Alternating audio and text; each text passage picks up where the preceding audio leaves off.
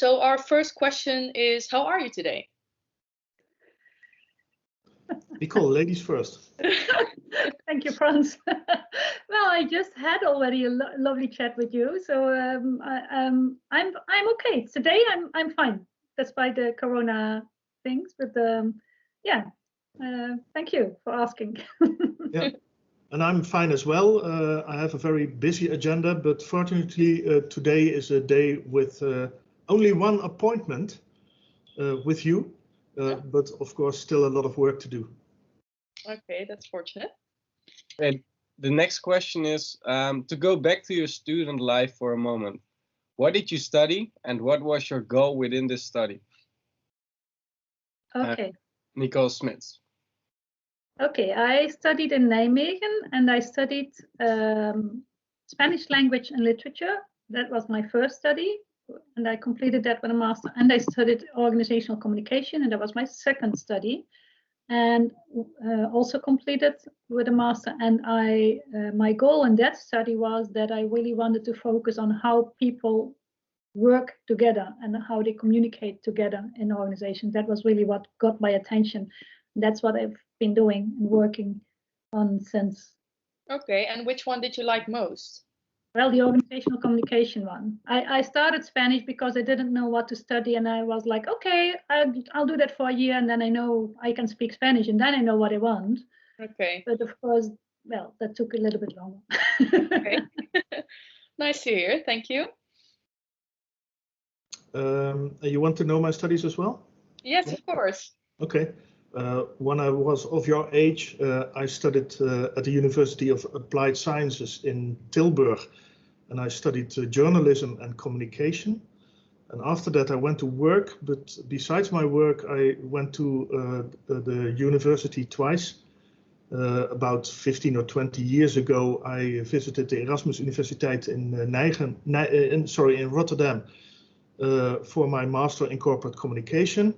And about 10 years ago, I visited Tilburg University. And after 2 years of intense study, aside to my work, I received the Master of Science degree in Management and Organization. Okay, that sounds very cool. Yeah, and why did you decide to do so many studies? Because it was itching in my head.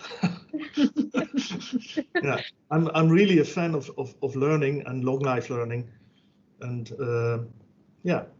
And are you currently still learning, or? I'm learning now from my students. Okay, okay, that's good to know. Yeah. Yes, and the lifelong learning, I think that we learn a lot from the students, but also if you look at the other tutors as well, we continuously take on courses.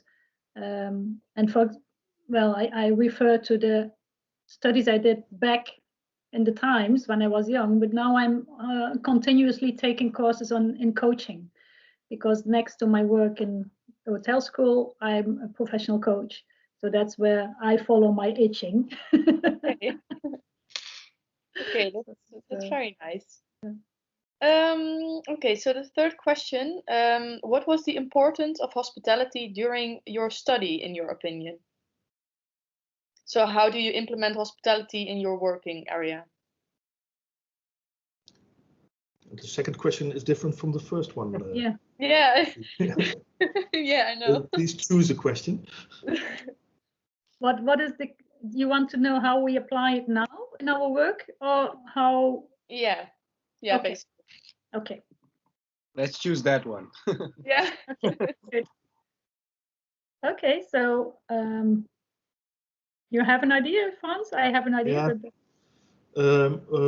When I look at the role of hospitality during my studies, well, the second and the third study I did, I already told you, was aside to my work, and it was both of them were executive master studies, which means you're going to the university for 2 or 3 days a month.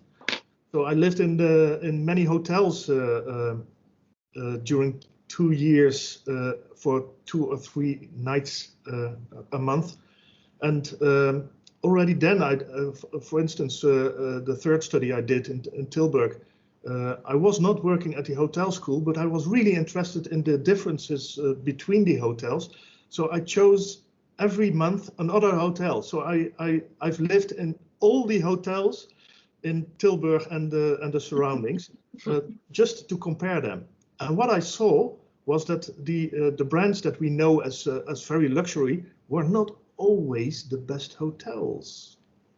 Okay, and how did you notice that, or what's the difference? Yeah, for instance, the sound from the traffic was in one of the most expensive hotels in Tilburg. It was not a quiet room. And for instance, the Bastion Hotel, which is not a very luxurious brand in Tilburg, is a very nice hotel in a very beautiful surrounding. Okay, that's a huge difference. Different indeed. Yeah. Yeah. Okay. Mrs. McCall? As for me, during my studies, back in the days, hospitality didn't really play a role. And then when I was, depends on how you define hospitality, as hospitality industry or hospitality between people. And of course, while working and studying coaching, it's all about what's happening between people. And especially since I'm also focused on the relationship between two persons or between a person and his job. So, and that's also where it really connected with the hotel school, because hospitality is all about how you make people feel and how you make them seen, how they are seen as a person, as a human being. So that's where the real connection is with my other job, and where I think that, well, I speak for myself and the other tutors, that's what we try to do every day, that we see each student and that we really connect with you. And that's also why we have these tutor groups, small groups, despite the fact that we have 75 students, and why we co-create with the students, why we work in teams with them to really do it together. And I must say, if I look back at my first days at hotel school and I learned about hospitality models and the guest journey, it really made me think of my own guest journey for my coachees and how to improve a little bit the environment outside, especially like the garbage can. I moved it somewhere else. So these little, I really learned to look differently at all kinds of aspects. I learned a lot from there, and I'm still learning about that. So, Okay. It's more integrated in everything in my life now. Okay, and did your clients, or how, I don't know how to call them, but did they notice the difference as well when you changed the hospitality effect?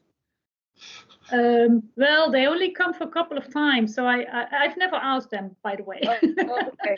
But, yeah. No, yeah. Okay. Yeah. Okay. But it's yeah. All right. The next question. The next questions are about the minor. So the first one is, what exactly do you think of the minor horizons, and what do you think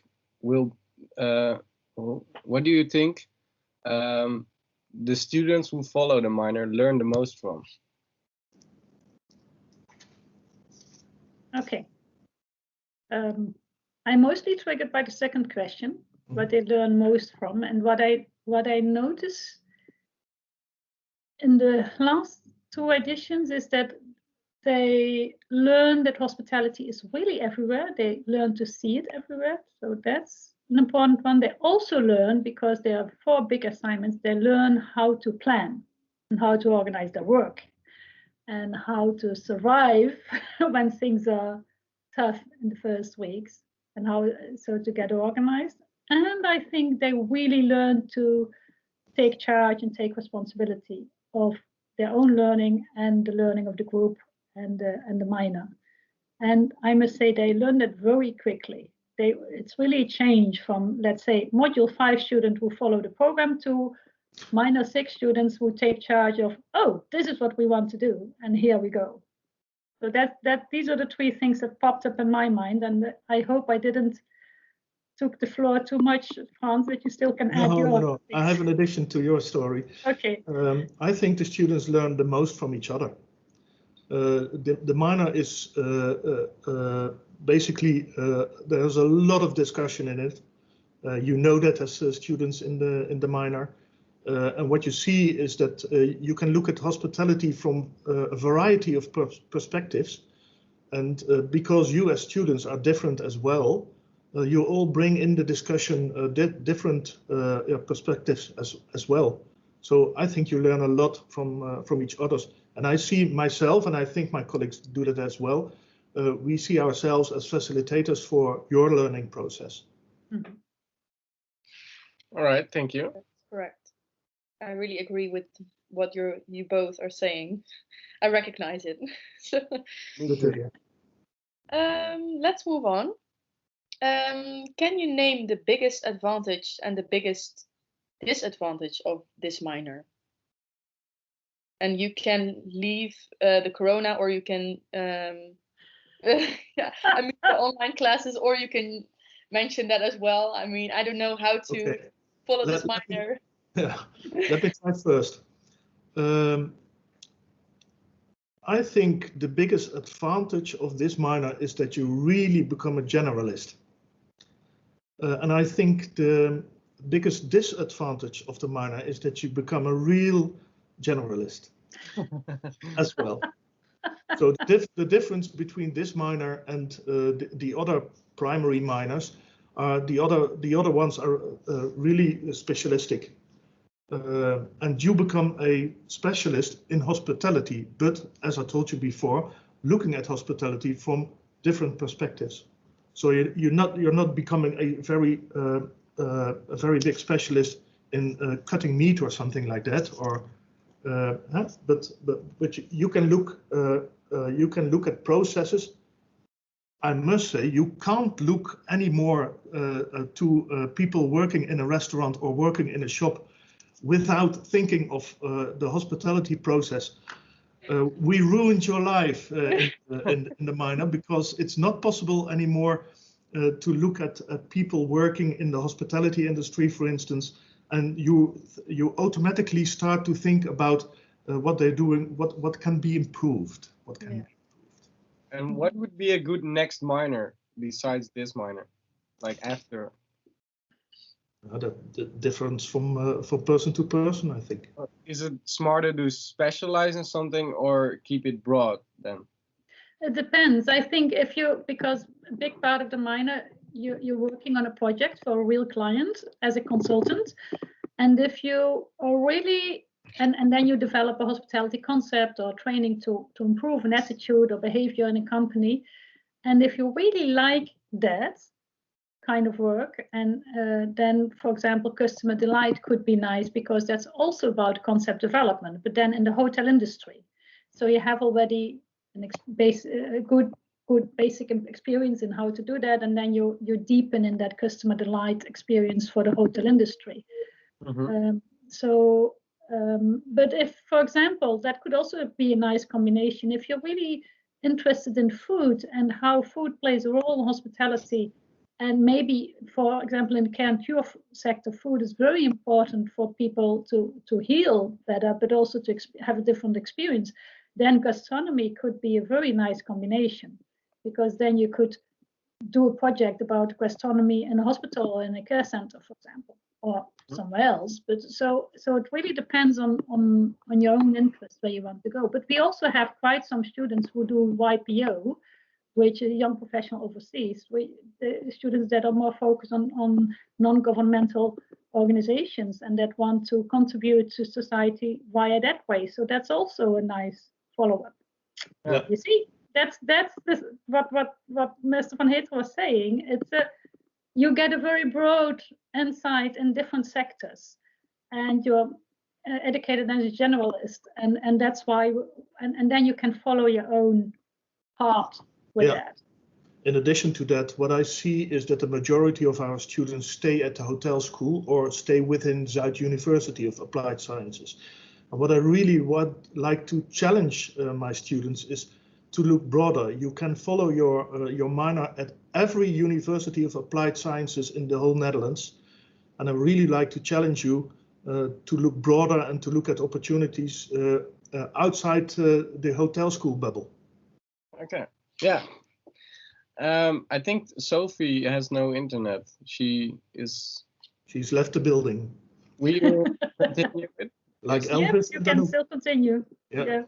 Mrs. Smits, can you name disadvantage and an advantage of the minor? Well, I have to confirm what Ms. Van Heteren was saying.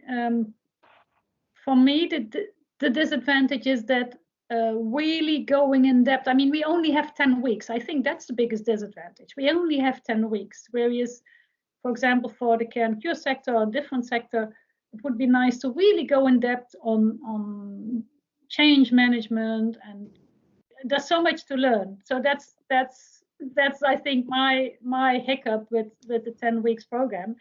On the other hand, you learn already a lot within 10 weeks. So that's really the biggest advantage, that we see a tremendous growth in our students, and that we are always at the final event, we're always so proud of what the students did accomplish in only 10 weeks. So that's where I'm most happy with. All right. Thank you. The next question is, how do you, as a tutor, try to make the minor as interesting as possible despite the limitations? Well, yeah. I think Corona brings us limitations, and we all know that because we're staring at cameras and at screens. But I'm an optimistic person. I always look at the advantages that we see. And to my experience, the working in very small groups with, for instance, 5 or 6 students during 1 hour is so very intense that I think that's a big advantage. Yeah, due to Corona. Yeah, I agree with that. Yeah, it's very personal as well. It's very easy to ask questions or to debate on something. Yeah. And for me, the inspiration is more based on following what inspires the student. So where do the students want to go, and then add to that and help them with that. So it's like, I think that there's this thought that I can inspire someone. No, you can only join someone in his or her inspiration. Yeah, absolutely. So that's what I try to do. Yeah. Okay, that's interesting. Yeah, it's very nice to hear as well. Let's see. Why did you start teaching in this minor and not, for example, another minor? I was asked. That's the easiest answer. No, there's a bigger answer behind that. Emily Turnison, I had a conversation with her once by the phone about hotel school and what triggered her, and then she was so adamant about bringing hospitality into society, and it really resonated with me. I was really like, oh yeah, I want to contribute to that as well. And I wanted to contribute to the development of young people, because I had always been working with, let's say, managers between 25, 65. And now I was like, oh, nice to work with a younger group of people, of persons. So that was a combination of elements that draw me to minor. And then I started just as a tutor, with an 80 hours contract. And then gradually, when I was working at school, I mean, work was sticking at me. And I started to do more and more and more. And within 1 year, I had a 3 days contract at school. So that's how I. And would you be interested in teaching another minor as well? Well, I must say this minor fits me best. Okay. I'm interested in what's happening in food because of hospitality, and because I do a lot with food myself, but it's not the food industry as such. It's really in combination with hospitality that triggers me. Yeah. Okay. And when I entered the hotel school 7 years ago, I was immediately asked to join the team of Horizons in Hospitality, because my background is not in education, but in the industry. I have a lot of experience, for instance, in corporate communications, with, for instance, Vodafone, and I have experience in the events sector, and that are examples of sectors that we really study in Horizons in Hospitality. And to the question whether I would like to work in other minors, but well, my answer is clear, and that's no. And that's because of the type of students that we have in Horizons in Hospitality. I really love asking questions. I think asking questions is more important than getting answers in life. And what I see is that a typical Horizons student, wherever they are, and I don't know if they exist, is a student with a very broad interest. And well, that's the same for me. So I really love my type of students in Horizons in Hospitality. Okay, well, that's good to hear. I fully agree, Frans. If I may say so, I'm very much interested in the event world, so that's very nice to hear for me. Okay, let's move on to the more personal questions. What is your morning routine to start the day in a positive way? Okay, so first I make coffee, and then we drink the coffee in bed. I make a breakfast, a lot of mixed fruit with nuts and grains, and then I get dressed, and then I walk the dog, either alone or together with my husband, which mostly alone. And if I don't walk the dog, I do some yoga, and I have to open the door. Okay. By then it's already 1 hour and a half gone, and then it's time to start work. Okay. But I definitely need to do something physical before I start working in order to be either yoga or walking the dog. It's really important. Right. Is it something that works for your mindset, like fresh air and movement and? Yeah, it's especially what I notice with walking the dog is that somehow it helps me to keep the overview. Always when I'm like, oh, gee, I forgot this or that, it's during the walk, and Okay.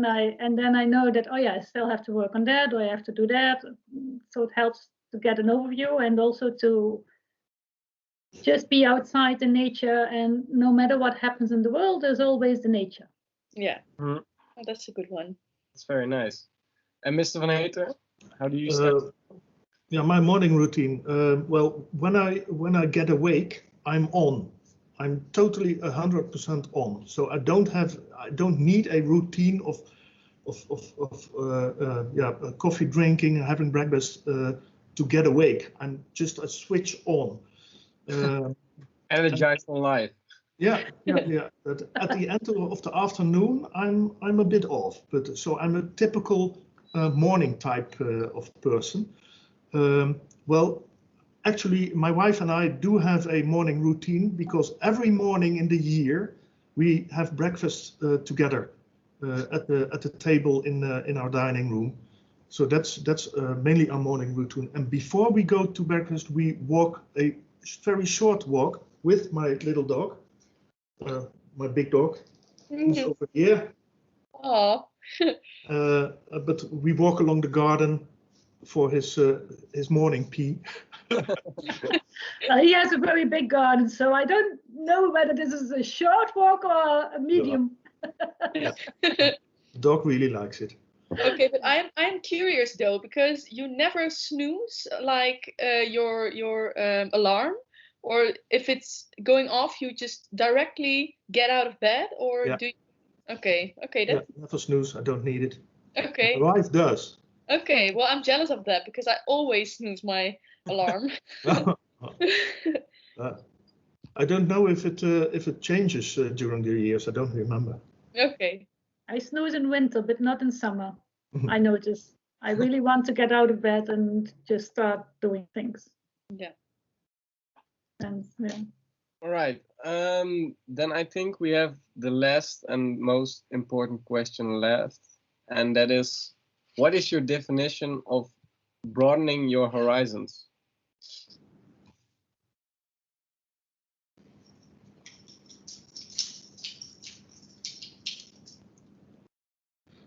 I would say open up to new experiences. And that's one. And the other one is open up to different perspectives in thinking, and open up to really seeing others as human beings, no matter race, religion, whatever. It's easy said, it's not as easily done. Okay, that's a good one. For you, Mr. Van Heteren? I think what I told before, asking questions. I think doubt is a virtue. So never think that what you see or what you experience is the truth. Always try to look behind it, try to look around it, try to look at problems from different perspectives.